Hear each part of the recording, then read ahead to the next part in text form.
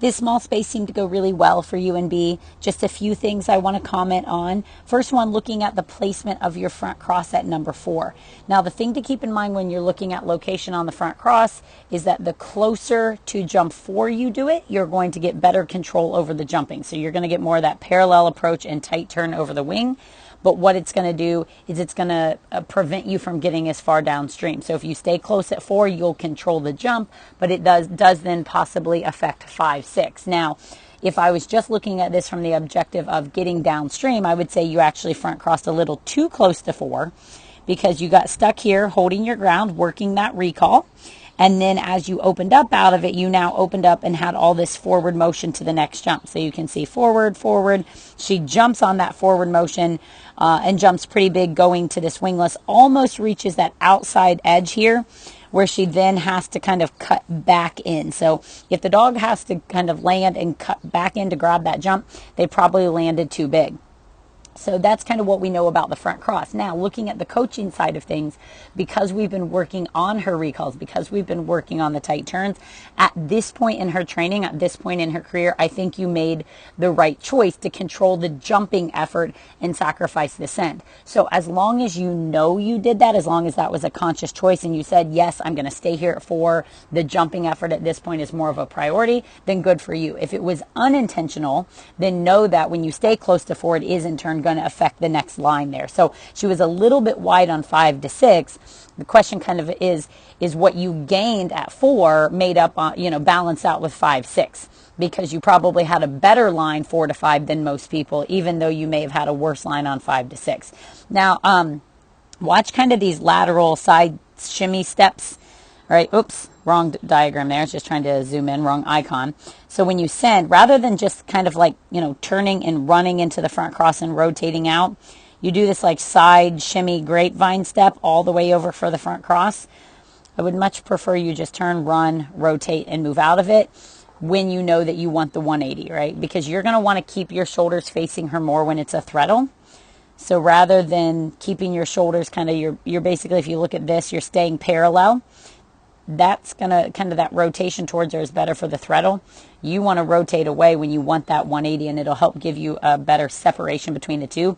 Plus, footwork wise, I think that's less efficient than just moving over for the front cross like you did on the first one there. And then you can see here, you had much better deceleration. So you came out, decelled here, and she did not have to cut back in to grab the jump. So obviously you acknowledged that the turn on 5 to 6 was wide, the first one, hence why you went back through and then improved that. So now it's finding that balance between the turn at 4 and the turn at 5 to 6. You focus too much on the decel at 5, you're going to lose that turn on 4. All right, so rear cross is still a relatively new thing for her, and she's doing these very nicely. Right, I think the patience when you're kind of waiting for her allows her to be nice and thoughtful, where when you're running ahead and you're getting ahead, sometimes she gets into that, I got to race up, I got to race, I got to catch up.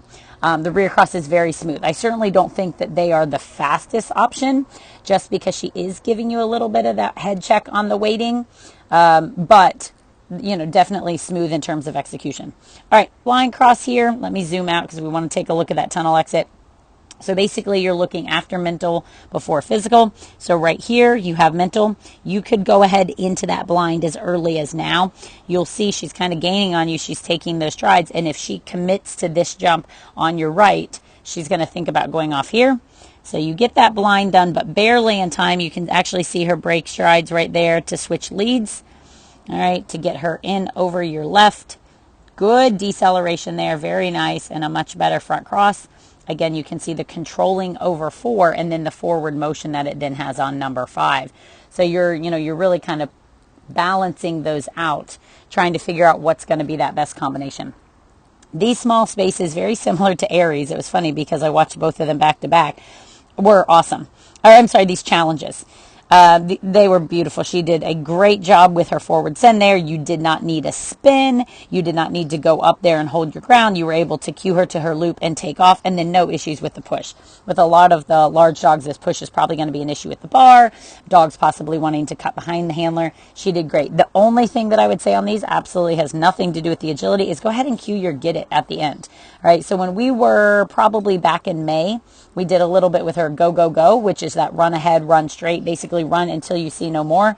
You could be using that on this ending as well, but if the toy's out there, you could just be saying, get it. So like right now, go, go, go, get it. So that she's not waiting until she lands off that last jump to just put her head down and start driving for the finish. So not really specific to the challenge. I mean, look at that jumping. Such a good dog, right? Like she could have taken off there and she said, nope, I'm going to come in one. Gives you a nice rounded arc there. Oh, such a pretty jump. And then look, you're leaving before she even takes off, right? You send her, you're already getting out of there. No waiting around. So I would say from early May to here we are on July 5th, so much improvements on her jumping, but so much improvements on you, right? What I see the difference is in you. You're trusting, you're cueing it, you're getting out of there, and then look how far ahead you're getting for this push. Because I think if you can get up there for the push, I mean, she gives you that great extension, and it really minimizes the need for any extra handling there. And then same thing on that finish. Just really open up, get her going, say go on or go or get it or whatever.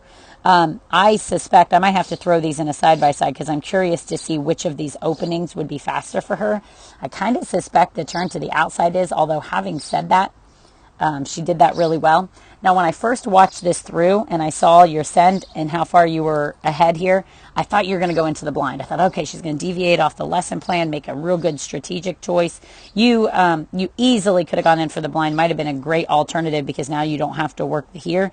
It wasn't an option that I demoed, but if ever you feel like there's another option that would be better for your dog or make more sense, you're absolutely welcome to do it. So we kind of put out the demos as a baseline of, okay, here's some various options, here's some various choices, but you guys are certainly able to make decisions that you think are appropriate for your dog. So getting ahead for that blind, sending her into the tunnel on your left it really just would have been good practice for you to do the blind. I don't know that it would have been any better than this option or any better than doing the push all dog on left. Just would have given you a chance to work that blind cross again. So challenges, absolutely beautiful. And on the small spaces, just make sure you're conscious of the placement of the front cross and how that affects things. Good work, Jean.